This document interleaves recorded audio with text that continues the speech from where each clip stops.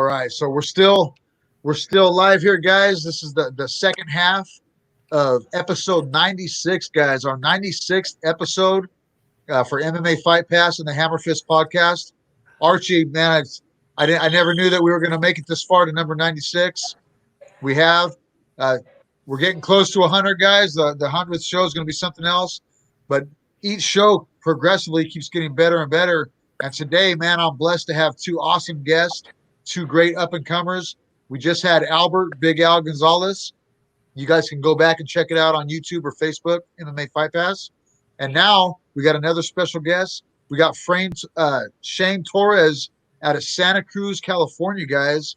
Shane, thank you for joining us, man. Hey, well, thank you. Thank you for having me. Yes, can't thank you enough, Shane. Thanks, Big. We're happy that you joined us. You're coming out of one of my favorite places in California, man, Santa Cruz. Yeah, Santa Cruz. Are you born and raised there or what? Yeah, born and raised there. Yeah. Born and raised in Santa Cruz, dude. What a life, man. The only sad thing is I don't really surf. I'm from there, but I need to get back to surfing. Have you ever surfed before or what? Yeah, I have, but I just been so busy with training and whatnot. And also, I'm afraid of getting too addicted to it. I might not train at all. Dude, I was just watching my friend Batata. You probably know Batata. He trains over there. I was just watching him and his son surf every day, and he's always posting these videos. And I grew up on his skateboarding, man, and snowboarding. And I could see myself, dude, if I was to get on that surfboard, it'd be over.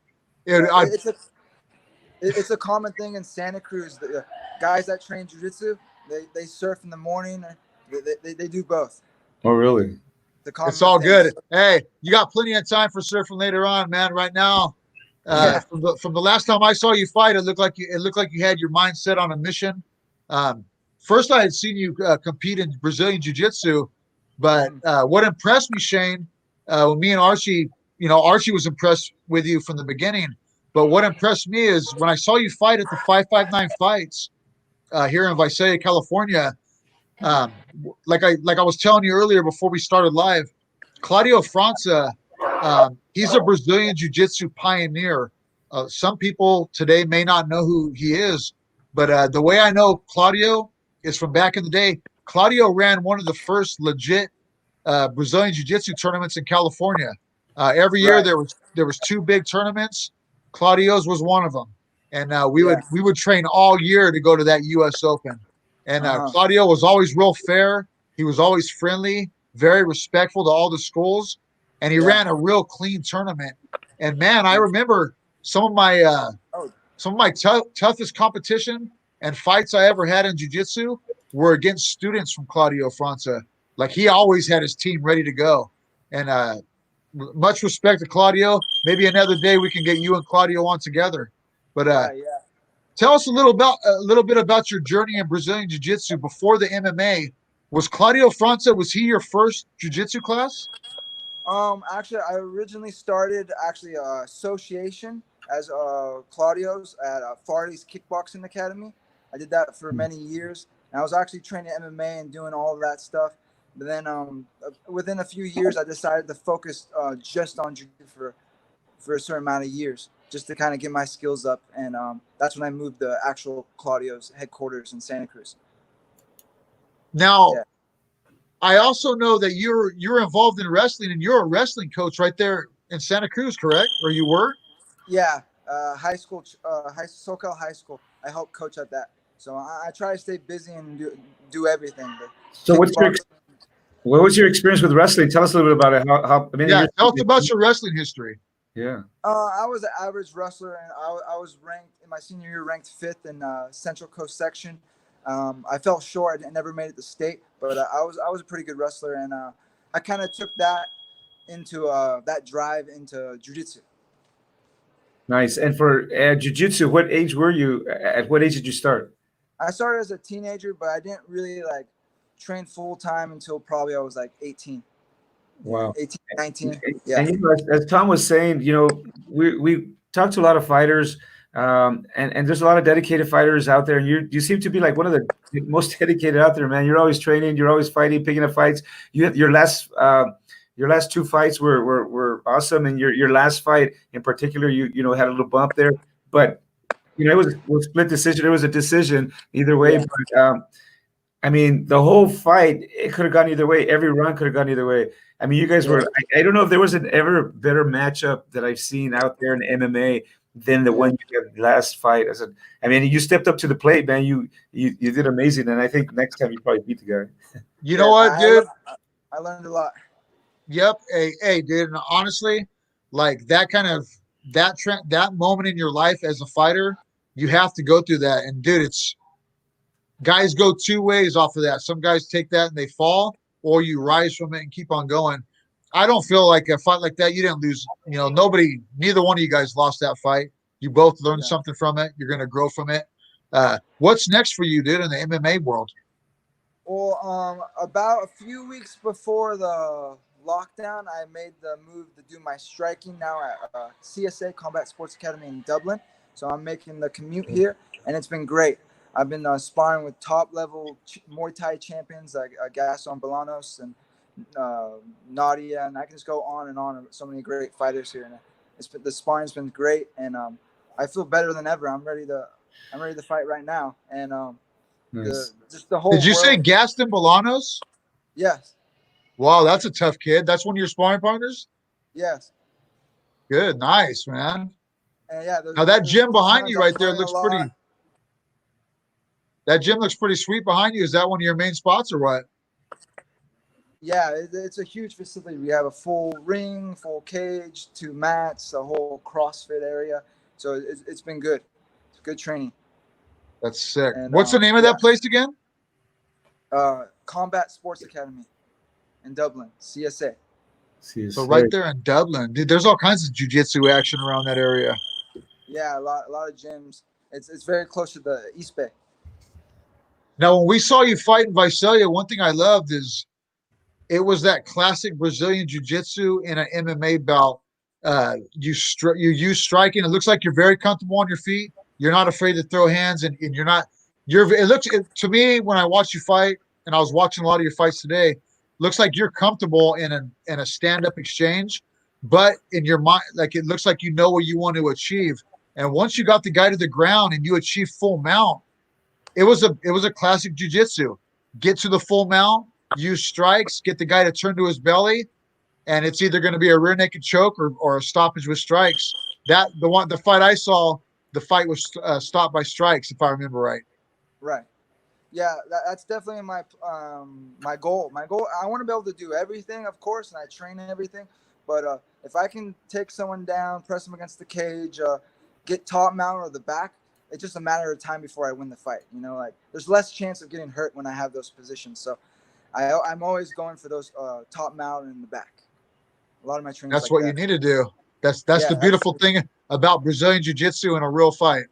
Yeah, and then I'm always practicing too, like using Brazilian jiu-jitsu in the right way, where I'm being safe. I understand it's also MMA, and you got to be a little different than a jiu-jitsu tournament. Your jiu-jitsu game too. One thing I love about Claudio's Claudio França, it's not only has a great self-defense Brazilian jiu-jitsu style, like for a guy that doesn't want to compete, but he is really, really good at sport competition jiu-jitsu. When I watch you in a jiu-jitsu match, it's a complete different thing than your MMA fight. You have a very technical sport jiu-jitsu game. One of the fights that I remember that I saw with my own eyes, you fought one of our friends that me and Archie have actually trained with, Daniel Isaka, and you ended up getting him in a footlock, and that was in a fight-to-win match. I remember that. Yeah, it was a few years ago. Yep, and that guy's no joke right there. That guy's a cool cat right there. Super cool cat trains with a legit team, and he's got a legit jiu-jitsu. What do you think about that fight-to-win competition, man? I enjoy it. For guys that just do grappling, they need some type of professional avenue where they can display their game, and I love it. If I wasn't doing MMA, I would still be doing those. And thank you, Seth Daniels, for putting those on, because I know in the beginning he wasn't making money off those. He was doing it off of passion. Yeah, the guy is like that. I like that guy a lot. Seth, I don't really know him, but I do love that show. I don't know how the money's made or whatnot. me and Archie were just talking about it, but I love that format. Man, it shows people. There's a lot of people here in the Valley that went to that had no idea how exciting a grappling match can be. And it seems like that fight to win format, there's a lot more submissions taking place. Why is that? Instead of I see more submissions than point matches. Actually, sometimes I disagree on that. Sometimes I see more submissions and points because in the fact it depends. There's different.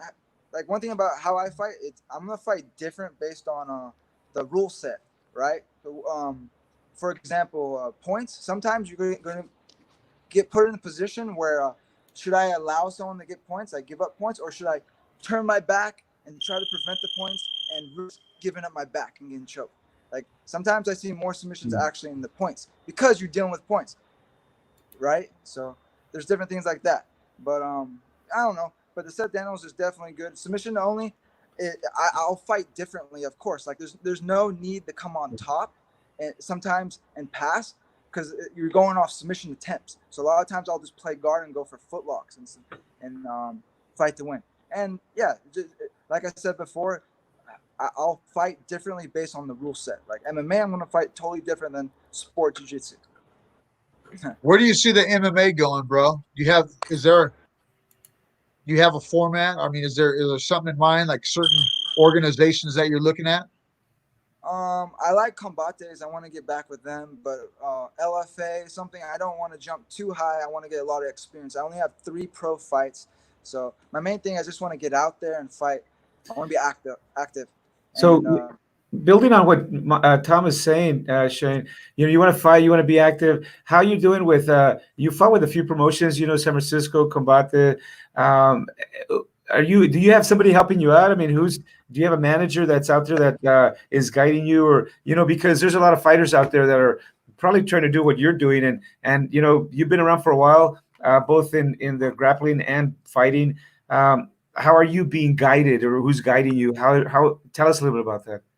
Oh, well, definitely my teammates and coaches, but yeah, I'm part of Ruby Management from Steve Swedish, so he helps me find fights and get that. And I'm glad I'm partnering up with them because it's hard when you're a beginner at a professional level. It's hard finding entry level fights. It seems like UFC seems like those guys are having fights all the time, but it's at least, especially during times right now, the guys with 3 professional fights, it's hard for us. It's hard for us to find some fights. Wow. And that's what I'm doing right now. I'm going a little crazy because I'm like, I need to get something scheduled. This is the first time in my life where I'm like training for like nothing. That's what it feels like. I'm usually always training for some type of competition. And it is a weird time. You're still hey, the smart guys like you, the smart guys are the ones that are still training. Hey, you don't know what competition it's going to be, but we do know something's coming up here pretty soon. Yeah, and I've been training hard, and I'm actually doing well with my weight. I'm keeping my weight down, so I can cut weight within a week. I'm ready for a short notice fight, and I'm just waiting for the call. Shane, what is your preferable weight that you like to fight at? Bantamweight, 135. That's I feel big and strong in that weight class because I don't want to fight at featherweight like I could, but some of those guys are really long. Like I only have like a 66-inch reach. Like I don't want to deal with those guys. I could, but I'm gonna have to fight totally different, right? Based on that weight class. Well, you seem comfortable at the weight that you're at when you fight. Yeah, I want to fight at this weight for as long as I can. I don't want to go lower or higher. I want to stay at this weight, and I can be healthy and be pretty close to that weight and don't have to cut that much as long as I'm disciplined. What does Claudio think about MMA? Is he big on the MMA fighting?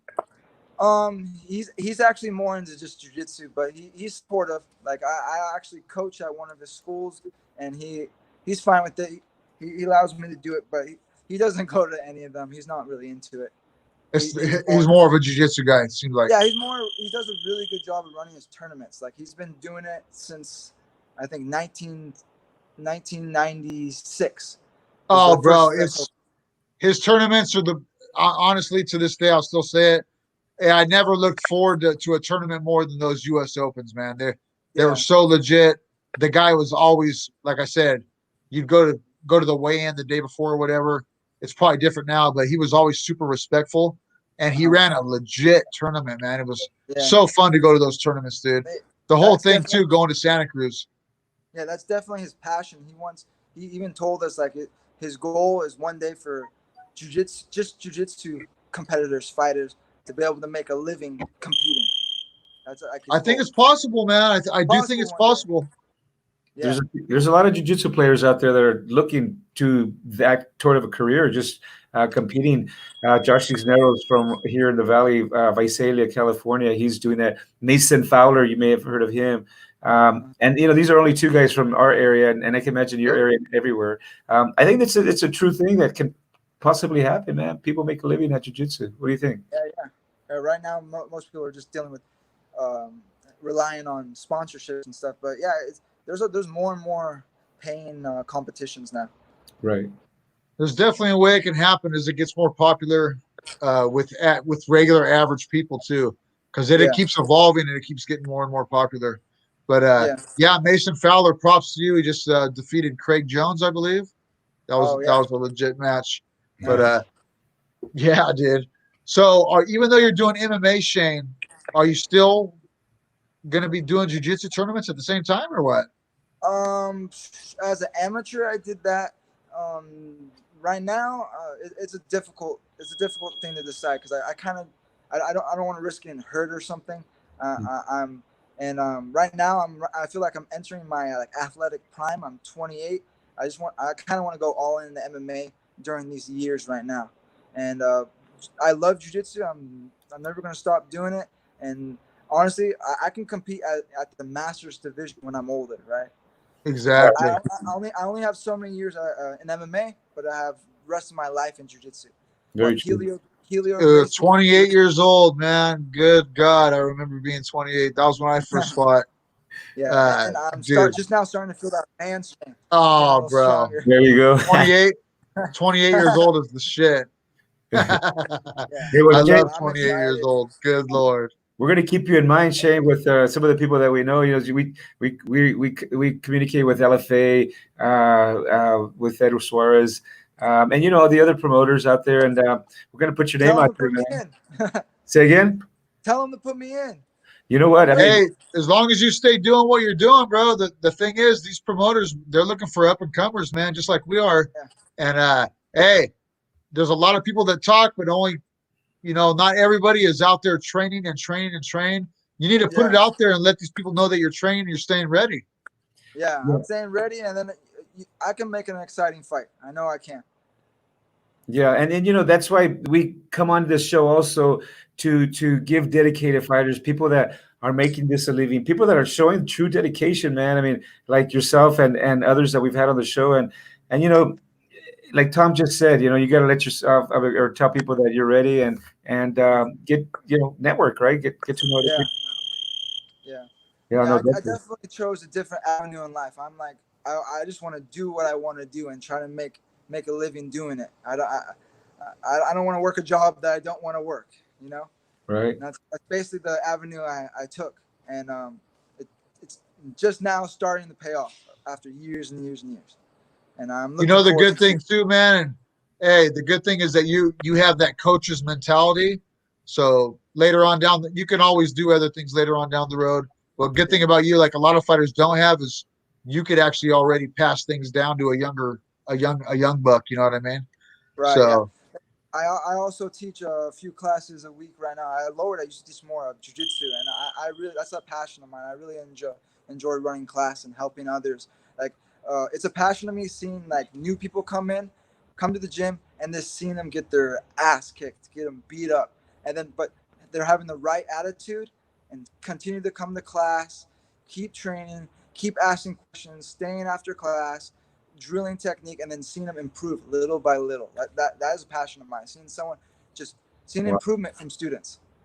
I know from being a teacher. Hey, you just hit it right on the head. Everything you said right now.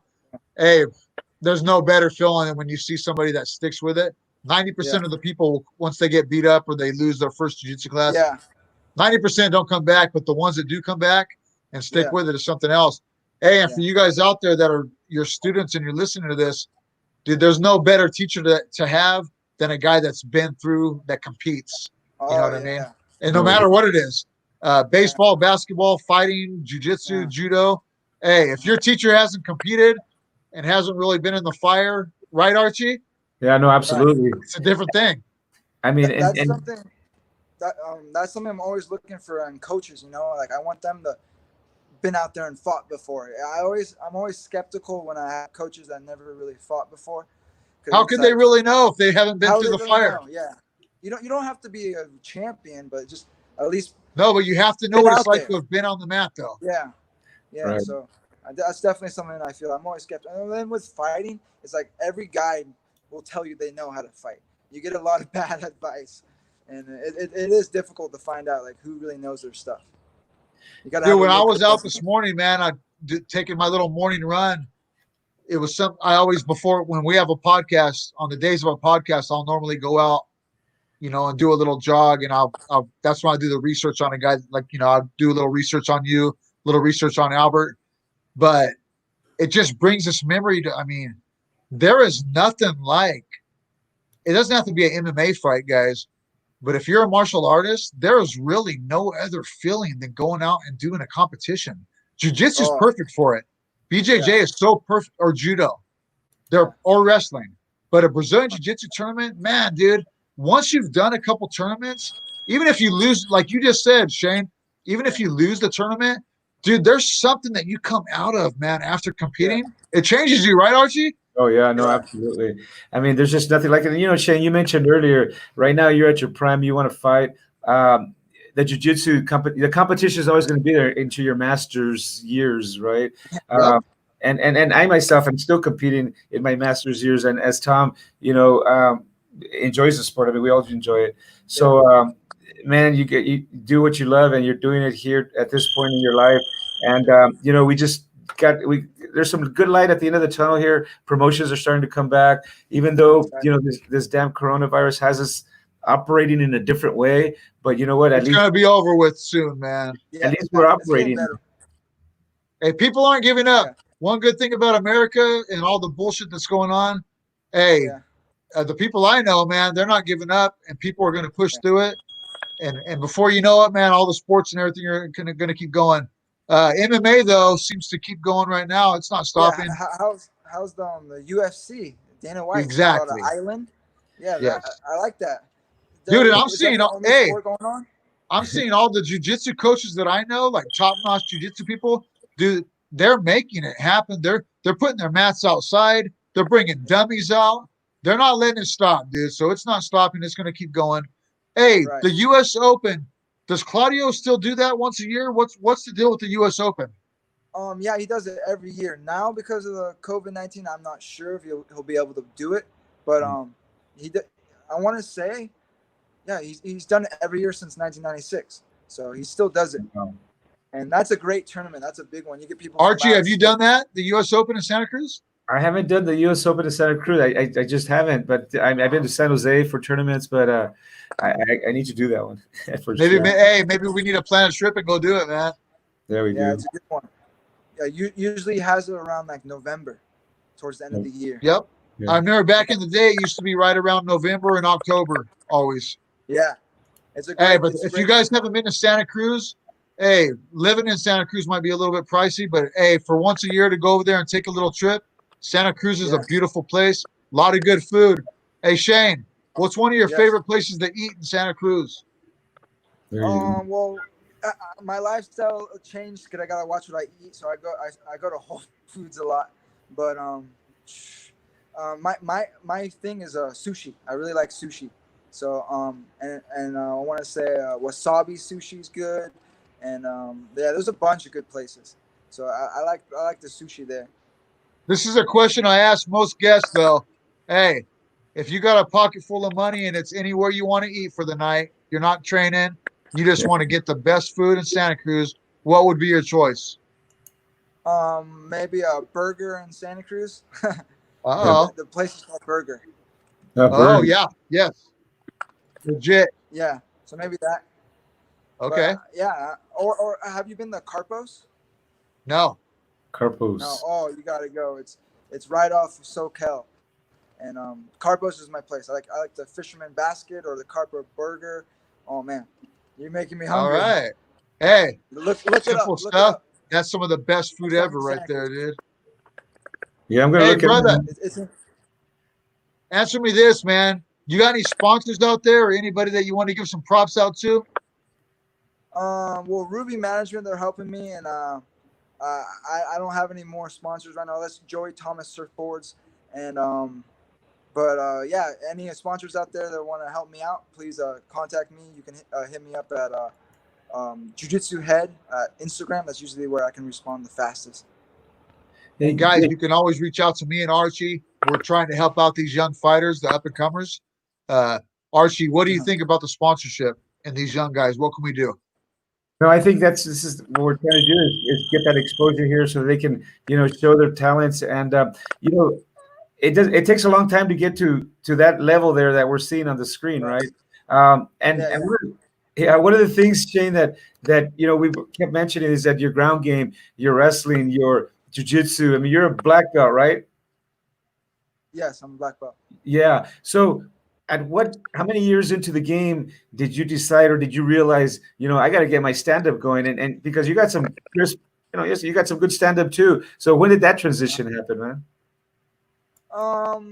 Basically right when I decided I wanted to pull the trigger of the MMA, because I took, I want to say like 5-6 years where I didn't do any stand-up. I just focused on competing in jiu-jitsu, and I did a good job. I actually I won a tournament, a couple tournaments to go to Abu Dhabi and compete at the World Pro, and I got 3rd place in that as a brown belt. So like that was definitely a life-changing experience. I was basically all in the jiu-jitsu for a while, but then I came back I realized that I wanted to do MMA, and I started a little late. I started at 25, so I've been doing MMA for now only 3 years, but now I'm addicted to it. Now I want to do it all the time. Nice. And I wish I would have pulled the trigger to do MMA sooner. I would have been much farther ahead. But oh well. You know what though? That jiu-jitsu competition, hey, that that had to definitely help you out for the MMA. That's definitely what I tell people is like I started at 25, but I wasn't. Before that, I wasn't doing anything. I was training and competing all the time. And yeah, that's another skill I tell people all the time. It's an actual skill to compete. Yeah. It's something different. You can be the really good fighter, but if you don't know how to compete and deal with emotions and stuff going wrong, you're not going to do well. And that's something I learned with jiu-jitsu. One thing's nice about jiu-jitsu that you can't do in MMA is you can compete every single weekend. And I did that as a blue belt and a purple belt. I would travel and compete all the time, or I was just used to competing. I wouldn't get nervous. And I don't want to sound like cocky or anything, but now when I fight and stuff, I don't get that nervous. Or at least maybe I'll get nervous, but like I know how to deal with those emotions. I learned how to turn them into like fire and get Dude, I took those experiences from jiu-jitsu competition. Dude, they'll get you ready for a job interview. It'll get you ready to stand up and talk in front of people. Like me doing this podcast, me and Archie. Hey, dude, those competitions in jiu-jitsu and fighting in MMA, they definitely helped me to do this kind of stuff. When I was younger, I never would have been able to get in front of a camera and talk in front of people. You know what I mean? That jiu-jitsu competition and the fighting, dude, it helps you in all kinds of areas in life. I say if you're a young kid and you want to do MMA one day, it's best to go into like either a junior high wrestling and jiu-jitsu on the off season and just compete as much as you can and just get used to the grind. Dude, the wrestling grind is one. I mean, you just hit it on the head too. Just like jiu-jitsu, if not even more. Dude, if you get into junior high wrestling and high school wrestling and you stick to that, and then it's there's nothing else like it. But go ahead. Another weird thing I tell people is if I try to explain the MMA to people, the experience fighting, it is because I played a little bit of high school football and I wrestled in high school, and I say it's kind of like in between of the same thing. It feels like you're wrestling, but you're also getting hit. You get sore the same way.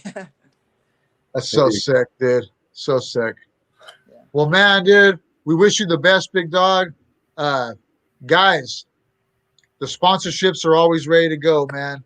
if you can contact myself, Tom Owens, Archie Tovar, or you can get a hold of Shane himself. Hey, this guy's gonna be walking out with banners and shirts. Family and loved ones are gonna be having T-shirts and hats. Your sponsor could be on top of that banner or the T-shirt, right, Archie? That's right. And I mean, gosh, the industry right now, the fighters need sponsors more than ever. And yeah, they're teaching, they're coaching, and they're making a living. But this is part of the game. I mean, look at NASCAR, look at NFL. Everybody has their sponsors. I was listening to a bowling league that just started. They just picked up a new sponsor. There are sponsors out there, right? That are willing to help athletes and fighters. And Shane, hopefully.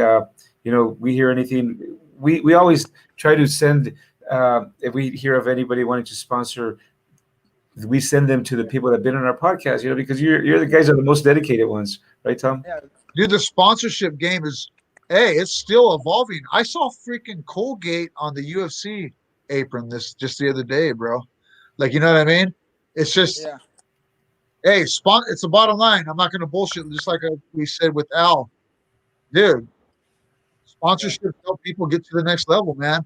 Hey, a little bit of money in a fighter's pocket, dude, that could be his next training session. It could be a diet that he's trying to stick to. It could be the gas money to get to that gym in the next town because the guy wants to train with the right dude. You know what I mean? Right. Yeah, thank you. I appreciate that a lot. And also, if you talk to any promoters, tell them you got a bantamweight ready to fight. Yeah. Hey, so saying that, which is another big question. So you're open to fight. Are you open to fight in any of these leagues that are out there or what? Yeah. Like I said, right now I'm the spot. I need the experience and I need to get out there, and I just need to get out there. And I'm more than ready. I'm better. My weight's better than it's been in years. And so I need to get out there. I'm getting a little antsy. I need to get out there. It's been a while. Well, guys, give this guy one thing about MMA Fight Pass. The good thing about us is we're starting to become friends with all these promoters, man. Bellator, LFA, Combates, 559 Fights. You're in the pro league now, though, so we want to get you in those big fights. Hey, man, we got a guy right here, just like that. You heard it from him. You're hearing it from us. Yeah. If they come on our show, if we get them on our show, guys, it's because we see some light in them, and we see these up and comers. And there's a reason why we asked Shane and why we asked Albert to come on the show today. It's because I see you guys working hard, up and I see you guys wanting to push to the next level. Hell yeah. Yeah, these guys deserve that, Tom. I mean, I like to say a few more words because you hit it home with me when you say that, Tom, because there's a few, more than a handful of guys that are really, training hard. And two guys in particular, we have them on the show today, right? Shane and Albert. And these guys are always hustling and looking for the next fight. And they made a dedication, they made a commitment, I should say, and they're dedicated to that commitment. Yeah, and the other thing is, dude, hey, man, I know people talk a big game, but during this whole coronavirus and stuff, hey, there's only certain dudes that, okay, I can't go in the gym because I got to wear a mask or the guy had to close his gym down. Hey, but you guys still go out there and you do the road work on your own, and in some way, shape, or form, you're keeping yourself busy. Hey, and I see you're in a gym. Hey, I got so much respect.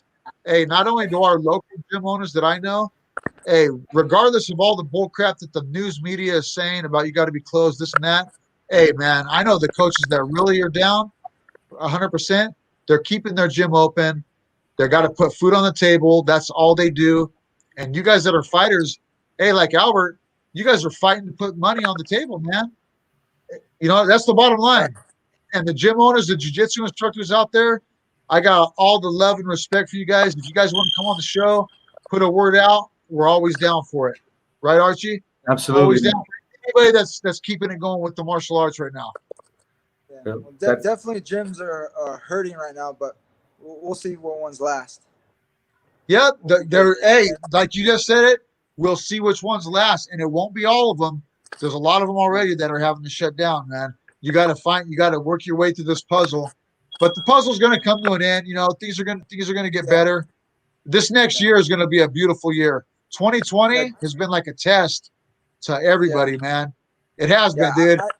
2020 for me has definitely been a difficult year, but I learned a lot about myself. I learned about what matters right now, and I'm taking it like that. And I'm excited for the future. And yeah, also I want to tell you guys, if you're ever in Santa Cruz or Watsonville, you're welcome to train jiu-jitsu with us. Right now it's like COVID, it's kind of weird, but in the next, me and Archie don't care. I think it's better. We'll be Hey, there. me and Archie, man, we breathe in this. If you could breathe in this Central Valley air and get through it, you're fine with the COVID. Hey, one of the shows that we do is Shane, is called Inside the Dojo, and it's one of our favorite things to do. It's where we come to a dojo, and me and Archie will get on the mat with you guys, and you can show some technique, and we can just get a little training session with you and learn a few things. That's the main thing. Give props to your school. Yeah, that might be a good idea to do in the future because I still teach and coach and I have access to the gym. That might be a good idea to do in the future. Yeah, we'll do it. We're getting ready to take a California trip. It's going to be off the hook. We're going to be visiting Batata anyways. I know he's close by over there. Do you know Batata yourself? Yeah, I want to say he has a pretty small gym on the west side of Santa Cruz, I'm pretty sure. Yeah. Yep. And it's a super cool cat right there. Yes. Love that guy. I love the whole Santa Cruz vibe, man. And it gives me and Archie an excuse to go up there and eat at that place you were talking about. Oh, yeah. Carpos. Look it up. Carpo. It's on Shane's butt. I'm just kidding, man. Hey. You won't be disappointed. All right. All right, man. Well, Shane, we're going to give you all the love and props. We thank you for coming on. Guys, we still got to give our sponsors little props here. Guys, this is not our sponsor, but I want to let you know right now because our show is growing. Look at this. You see what I'm holding in my hand right here? It's a delicious Stone IPA. Now, they're not our sponsor. What I'm trying to tell you, though, hey, MMA Fight Pass, we've been getting great sponsors. I'm super happy, but this could be your product in my hand right here when I'm doing one of these shows. And the show's growing. We're getting ready to go big, guys. We're going to be on big platforms real soon. The show's growing rapidly, a lot more quickly than I ever thought. Right, Archie? No, that's right. No, we're doing pretty good. And we got a T-shirt company that we're working with right now, trying to finalize the sponsorship. And we're doing real well. And we're trying to just give back to the community in different ways. So things are going well. Things are going well. I want you guys to know, though, we're always down for sponsors, and man, we will give you guys props. And Shane, we'll help you out in any way that we can, brother. Keep in touch with us, dude. Let us know what's going on with your fight future, okay?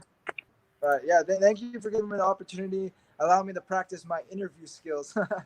Yeah. You hit it right on the nose, Shane, because that's another thing that, when we interview fighters after the fight, we just haven't approached you or caught you after one of your victories, but we do that, after the fight, we get the guy and interview him, and all this is good for that, and absolutely. Oh, dude, after those fights, when we're at those fights, Archie, hey, I'm scared and nervous as can be, man, and I've been in front of people so many times, Archie.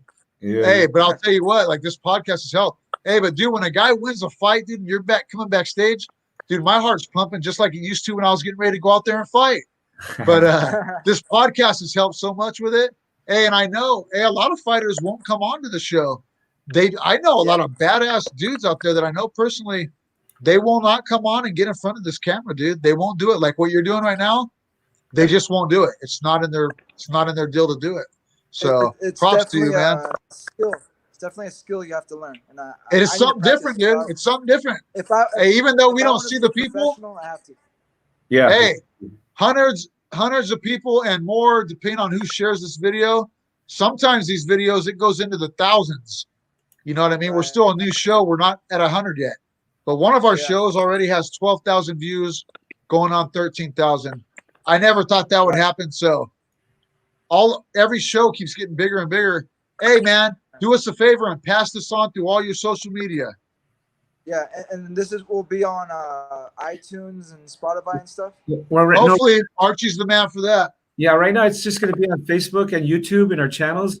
But we have an account with iTunes, and we're getting ready just to blast everything up there, but not yet.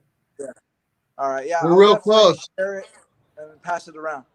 Cool. Hey, if you can pass it on Twitter, Instagram, Facebook, whatever you got. Hey, once we get on Spotify and iTunes, Archie, I think it's gonna do things we never even planned on it. You know what I mean? Yeah, we're still learning though.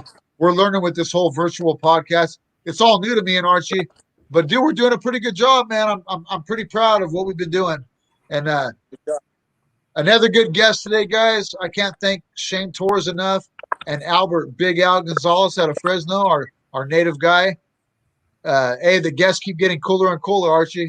That's right. No, I appreciate it, Shane. And we will be seeing each other again. Now you're part of the MMA Fight Pass officially, podcast family, and one of the MMA Fight Pass brothers now. One of the podcast brothers.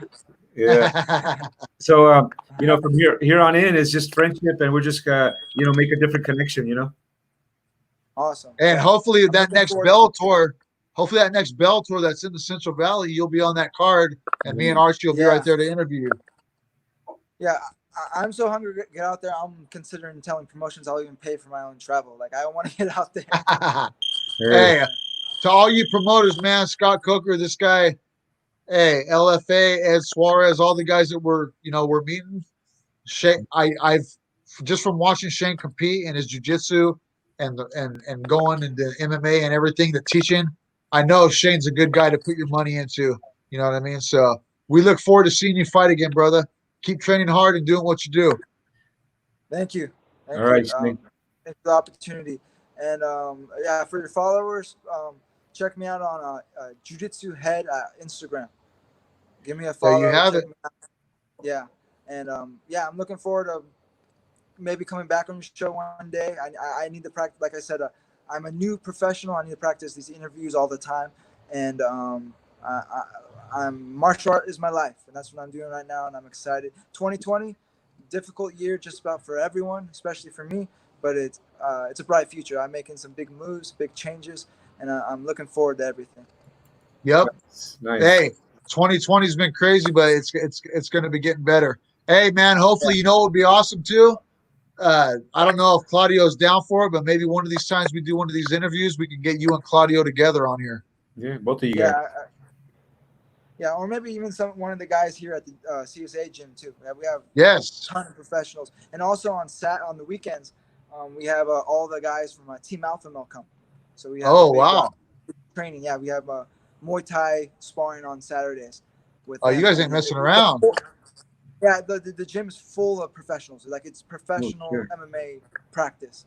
Yeah. Hey, that's how you get to the next level, right there, big dog. Yeah, that's why I'm stoked being here, because I'm learning a lot from these guys. I learned about liver shots. I was explaining to my mom and my stepdad this last UFC this weekend. Hey, there was some beautiful body work going on. Hey, getting hit in the liver is just like getting hit in the testicles, but like through your whole body. It's if you've never been hit in the liver, you can't even explain it until you've been hit there. Yeah, just this last weekend I got hit there twice, and I couldn't breathe out. I was like, ugh, and I couldn't breathe brutal. out. I felt like forever. It's brutal. Yeah, and I totally understand now when you see fights, guys get hit there and they just shell up and they give up. Yep. Like, I totally understand now. Yes. It's not a good spot. And it's not a good spot. How you hit someone there, so you kind of have to hit them right up into the lower ribs on the right side. Yep. My favorite guys for that, Boss Rutan and Dwayne Ludwig. Masters of it right there. Especially southpaws that kick. Man. That's awesome, man. We could talk a whole show about liver shots, man. Well, anyhow, brother, we're gonna let you go. We got to give some shout outs to the sponsors. Hey, man, I hope you and your family do well. I hope everything goes good for you in the future, and we look forward to seeing you, brother. All right, yeah. All right, Thank Shane. You, and, I'll see you guys around. Stay in touch with you guys. Yeah, no, we're gonna catch up later. Thanks, Shane. Right, awesome. Bye. Right. All right, guys. Wow. Just like that. Two badass guests, man. Shane Torres, cool cat right there as a youngster, young up and comer. Both of them, Albert and him. Hey, those are two different dudes from two complete different lifestyles. You know what I mean? And guess we put them together. Yeah, we put them together. I got a weird feeling that those guys would probably get along too if we're kicking back in the room together. Yeah. But guess who brought them back to? I mean, who brought them together? Right, the MMA scene, right? I mean, MMA is like that's who basically brings families and people together from different worlds, man. It's a trip, dude. The MMA, man, is a real trip, dude. Like, Albert, hey, Albert Gonzalez, that guy reminds me of so many kids that I grew up with, like in a neighborhood. And hey, getting shot 9 times, like anybody could say that. Like, yo, man, I've been shot 9 times in my life. But dude, to, that's something that, normally a guy that gets shot 9 times in his life, he's not going and training in a gym and turning his life around and going into an MMA cage or to a jiu-jitsu match or whatever. It's just a different type of a dude. I can see why these promoters, why they like a guy like Albert. And plus, Albert's cool, man. He's turned his life around, and he'll get along. Hey, as long as you show a guy like Albert respect, Albert's respectful to you. You know what I mean? So I wish the best for Albert and Shane. I hope these kids, they're still young, dude. I remember being 28. When you're 28, you don't realize, time isn't going by that quick. And next thing you know, you're 45 years old and you remember back when I was 28. Hey, but when you're 28, dude, you can do all kinds of stuff, man. 28 that's right there in your prime. Like, there's nobody that can stop you from doing something if you put your mind to it. Right, Archie? Dude, yeah, no, hey, yeah. Coming back from that broken leg, Albert, I have so much respect, dude, when I see guys come back from something like that. He broke the tibia and the fibia. I thought he had just broken the tibia. I didn't realize he had broken both bones. Yeah, no, the tibia and the fibia. It was, but you know what? That's the way to break it. They were saying. You can hear me, okay, Tom? Can you see me just fine? I can hear you.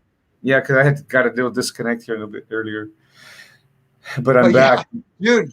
To come back from that, hey, I'm very interested. I'm an honest guy, dude, and I have respect for Albert. And Albert seems like a cool guy with me.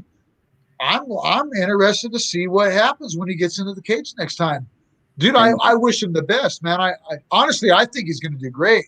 Albert, if you get into a scrap with Albert, hey, that's a tough night right there, dude. That guy's not going to give up. I could see when he broke his leg, dude, he just watch the fight. Go back and watch it. When the guy got his leg broken, remind me of Anderson Silva. They didn't really show much. You know what I mean?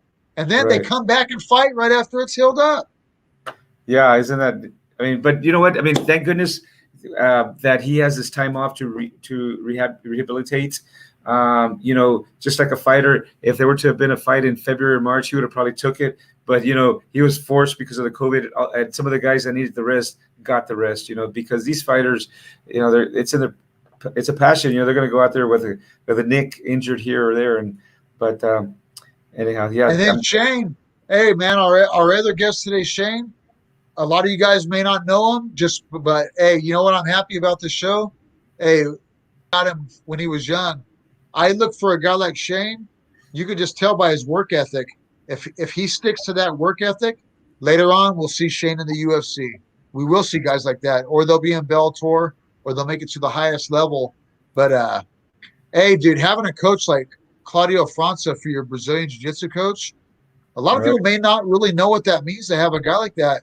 But when I watched Shane fight in that 559 fight here in Visalia, hey, dude, that was textbook jiu-jitsu, man. Like, it was not fucking around, dude. Gets you down, gets you on top to the mount, hits you until you either give up an arm for an arm bar, or you turn to your belly and I'm going to choke you, or the ref is going to stop it. Basically what he did. And he did it. He did that in beautiful steps. Yeah. And dude, like a guy like that, then I watched him in his jiu-jitsu competitions. And Shane, a lot of props, because Claudio's sport jiu-jitsu game, it is exactly that. It's a beautiful sport jiu-jitsu game, step by step, passing the guard, sweep. It's everything you would want to see, right, Archie, in a sport jiu-jitsu game. Yeah, that's exactly what Shane was doing. I mean, that transition from full mount to taking the back, to rear naked. I mean, it's just like an amazing transition that he has. Hey, Tom, so take a look. We got our buddies back. Dude, our sponsorship, man. I like how you broke down the sponsor videos last time. Yeah, I think they deserve their own spotlight like this. I'll tell you a true story just today with this General Art CBD. Okay? All right. So you guys know me, not just MMA, but in jiu-jitsu, I'm into long distance running. And when my dad passed away 2 days ago. A lot of times when I'm going through problems, I'll go out the following day and I'll plan like a long run out. You know what I mean? And yesterday, one of the ways I deal with things is I'll go out for a long run, a country road, find a country road or the out, the outskirts, get a long run. I did like a half marathon yesterday, Archie. Damn. I got about 14 miles in. It was a good mind clearing run. Right. Just to think about things. You know what I mean? It really helped me out. And today, I'm off today too. I wanted to run again today, but when I woke up this morning, my knee was bothering me. I had a lot of inflammation in it, right? Yeah. And I'm always telling my brother-in-law, you know what? I take this CBD, but I don't really know if it's helping me. Sometimes I think it's helping with my anxiety. I do feel that, but like people talk about it helping with pain a lot, right? Right. Anyhow, my knee was bothering me big time this morning. And I used that what he's showing right here, the Gentle Art CBD tincture. And I took a full dropper of it. And honestly, within about 30 minutes, I could feel the inflammation go down in my knee. It was one of the first times that I really actually felt it, like actually help out right on the dime without taking aspirin or ibuprofen, which are, things I'll usually mix into the regimen. But today I just used the CBD and I like this brand. It's a legit CBD for the price. You can't beat the price. CBD is getting expensive, man. Bottom line, guys, there's a million different CBD companies out there. They all tell you everything. They'll heal you from this. They'll heal you from that. They'll stop diarrhea. They'll do this. They'll do that. Hey, Gentle Art CBD. If you're here in the Valley, guys, you want a legit CBD, get a hold of Archie Tovar, get a hold of myself, or go right to the main dude right there. Is there a website they can go to?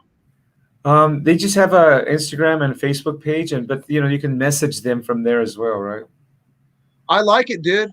I honestly like it, man. And my seizures, they haven't been bad at all.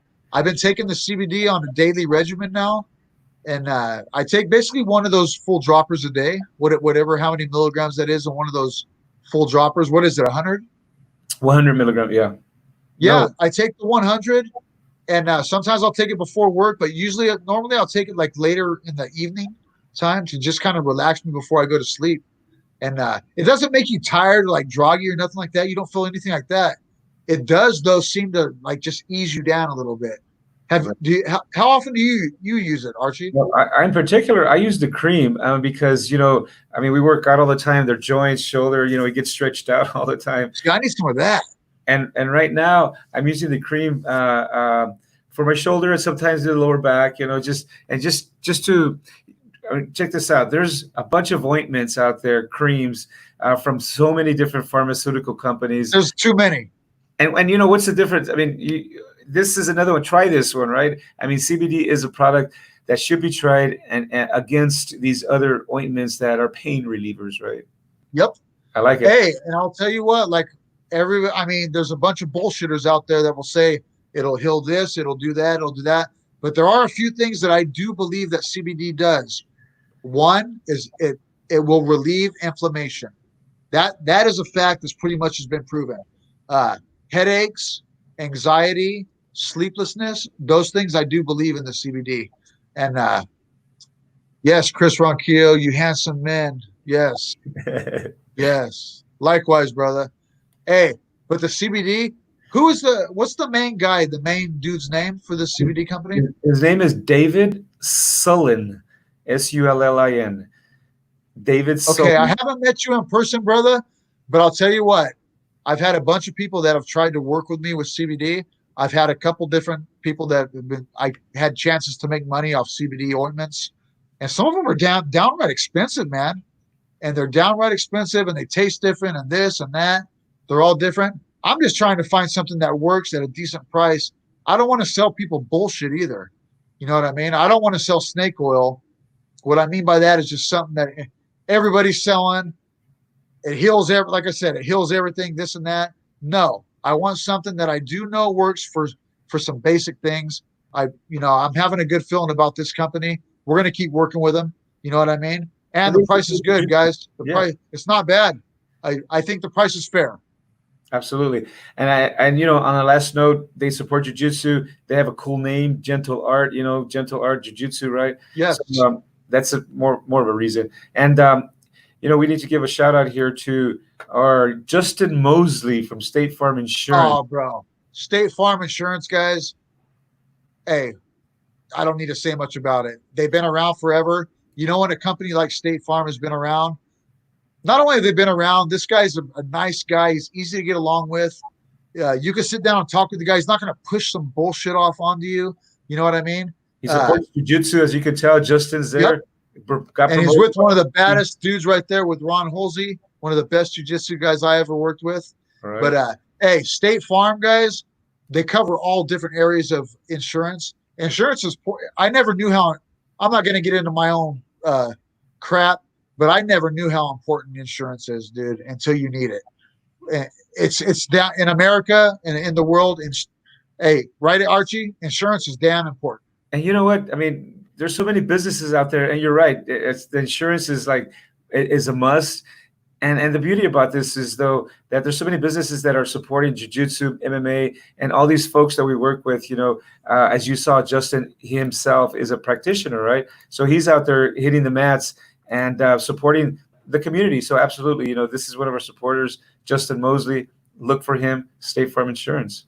Hey, you know what, man? You're listening to us. Hey, a lot of people out there do not have insurance. I'll tell you what, dude, when it comes down to it, you might need it.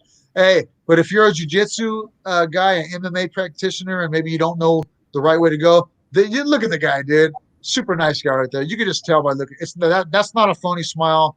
Dude's a super cool guy, easy to get along with. And props to you, my brother, for the State Farm Insurance. And what more can I say, man? You need insurance. You're into MMA and jiu-jitsu. You don't know where to go. Give this guy a shot. State Farm. Justin, cool. Yes, sir.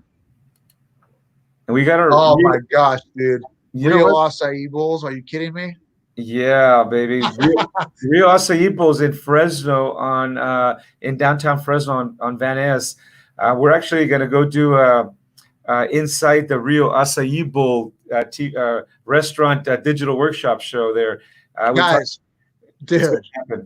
Yeah, it's going to happen. And I'll tell you what, me and Archie, hey, with this show, we're not just going to any we're not asking like regular dudes or just any old Joe to come on our show or for us to go inside of a business. Me and Archie, we're wanting to give cool, good people that are doing real stuff props. And dude, we wouldn't be going into Rio Acai unless we hadn't tried that Rio Acai bowl and know how good it is. Oh my gosh. And the people are so cool. Guys, if you like acai, I say it all the time, dude. Look at that acai right there. You can tell by the texture. You can tell by the color. If you haven't had acai, guys, not only does it taste good, but acai has so many health benefits. I'm not going to get into all of it. Look it up. Acai is so good for you. And, hey, dude, everybody has that sweet tooth and that sweet craving. And we usually go to the unhealthy stuff. And like, oh, a little ice cream here, a little ice cream there ain't hurting me. No. If you're training, guys, and you're getting ready for a competition, or maybe you just want to stay healthy, trying to lose weight, right, Archie? Acai is, dude, it's a good thing. You got that sweet craving? Dude, an acai bowl is not going to hurt you on the calorie side. It's not going to give you a fat gut. You're actually going to get energy from the acai. You're going to be more focused. You're going to feel good after. And, dude, there's no better feeling, right, Archie, than when you eat something sweet that's delicious and then knowing afterwards that it's not bad for you, right? Delicious and healthy and good tasting. And you know what? What a better way than to keep it eating healthy food, but with a real acai bowl. Dude, and acai and jiu-jitsu go hand in hand. That's right. That's the bottom line. Hey, Tom, because we're trying to support jiu-jitsu and MMA. That's me and Archie's favorite things. Two of our favorite things in life. You know what I mean? I'm not going to say it's the number one. Family and things like that come first, but me and Archie love MMA and jiu-jitsu. You can tell what we're doing with the show, guys. That's it. Check it out, Tom. What more can I say? So these guys here, they've been a supporter, and we're going to give them one more shout out, just in closing. Oh, you don't even got to tell me, dude. Hey, guys. Right here. This company right here, Envisage Sport. Hey, there's a bunch of supplements out there. There's a lot of bullshit, guys. I'm not gonna lie to you. I loved trying different like pouches of things and vitamin packs and this and that. I've always been like that kind of a guy. This kind of coffee or this kind of thing, what's going to give me a boost? Hey, when Archie turned me on to a few packs of this stuff, I was actually impressed. You know what I mean? There's 5-hour energies, there's this, there's that, there's all these gimmicks. You gotta dive in deep nowadays to find the good stuff. This company's doing the right thing. They got a quality product. Not only will you feel focused and a little more clear when you take this product, it's going to give you a good, clean boost. Not just one of those quick little 10, 15-minute boosts either, right, Archie? Yeah, You know, no, you drink a coffee sometimes, you got the little 10-minute or a Mountain Dew or a Red Bull, and you got this little 10, 15-minute boost, and then you crash hard. You know what I mean? Drink yeah. some of this, good for your whole run, good for your whole jiu-jitsu class. Maybe you just want to have a good day at work where you feel. I used it before work at Costco. Oh, And nice. no, it was great. It was Yeah, great. no, exactly. Yeah. I mean, and I use it before my workout sessions. I use it, when I'm going to study or do some work on the computer, do some Yes. serious editing. Dude, don't you feel that this makes you focus more? Oh my God. Combate Americas, right here, sporting the shirt. Combate Americas is the one that sent us this product so that the Central Valley, our athletes here can try this. And you know what? Mr. Mike Alforowitz, he hit us up. He works well with our valley. They bring in shows, Combate Americas to Fresno, all over California and the world for that matter. But, Mike Alforowitz has been a good friend to MMA Fight Pass. And we just decided to help out, right? One brother helps another brother out, and Envisage Sport Drink. This one is off the hook, dude. And another thing about it is it actually tastes good and it's quick and easy to drink. Sometimes those drinks, like sometimes I'll be honest, man. Sometimes these energy drinks and stuff, they're nasty. You know what I mean? Like you make it, you mix it into the cup. You got to pound this thing down. Now this stuff is actually pretty good. You can drink it warm or hot, either way. But hey, it's at a decent price. It's at what I consider a fair price, and it's good. It's all good stuff. Look at the ingredients; it's all good stuff. And I want to thank them for the sponsorship. And who else do we got, Big Dog? That's it, Tom, for now. And we just gotta thank our good old buddy Shane Torres and Albert. But this show was about Shane. But we had a great day today. Appreciate your time, Tom. Appreciate you being out here with us and helping out, and kind of unwinding out here. This is like an unwinding show for us too. You know what I mean? Dude, I'll tell you what, man, and maybe you can put this into a clip, Archie, a separate clip that can just be out there on the Ethernet on the internet. Yes, sir. Hey, dude, this year has been rough for me, dude. I've had a divorce. I don't want everybody to dwell on my shit, but I just want to tell you like how life is, man. Hey, seizures, dog got hit by a car and killed, and then my father passed away the other day. Hey, life will throw all kinds of curveballs at you. One thing though, man, I want to say about my dad is one of the, some of my biggest accomplishments in my lifetime have had to do with the martial arts. And when I was a young kid, it's one of the things. I didn't have the greatest relationship with my father. I didn't grow up and live with him my whole life. But one thing that my dad did get me into is martial arts. When I was a young boy, on the weekends I would spend with my dad. I would be with my mom during the week, and on the weekends I would sometimes be with my dad. And back then there was a show called Kung Fu Theater and Black Belt Theater. And these would come on Sunday. And what they were these Kung Fu and they were these karate martial arts shows that would be on Sunday. And every Sunday, that was our thing. Me and my uncle and my dad would sit down and he would put on this Kung Fu Theater and this Black Belt Theater. And then on top of that, he introduced me to Chuck Norris and Bruce Lee movies.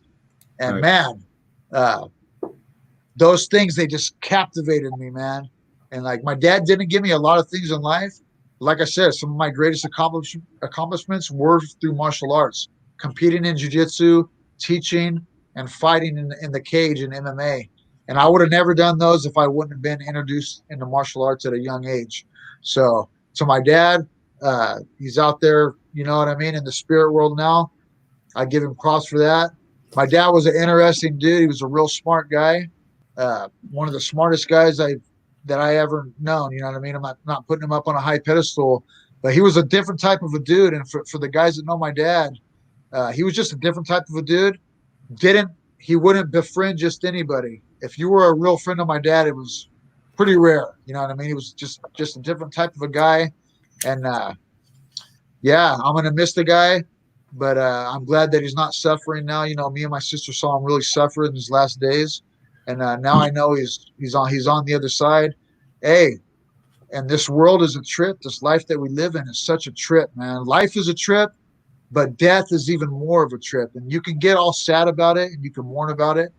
I'll shed tears. You know what I mean? Like I'll mourn about it and cry. But hey, it's something it's death is hard to grasp. You know what I mean? I'll tell you, like my uncle told me, you know, death is hard to grasp. None of us will ever understand it. You know what I mean? It's a trippy thing, man. Life is a trip.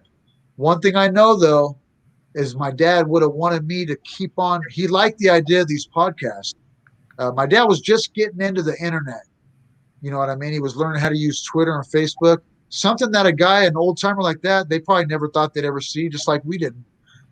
This stuff is a trip, man. You're right.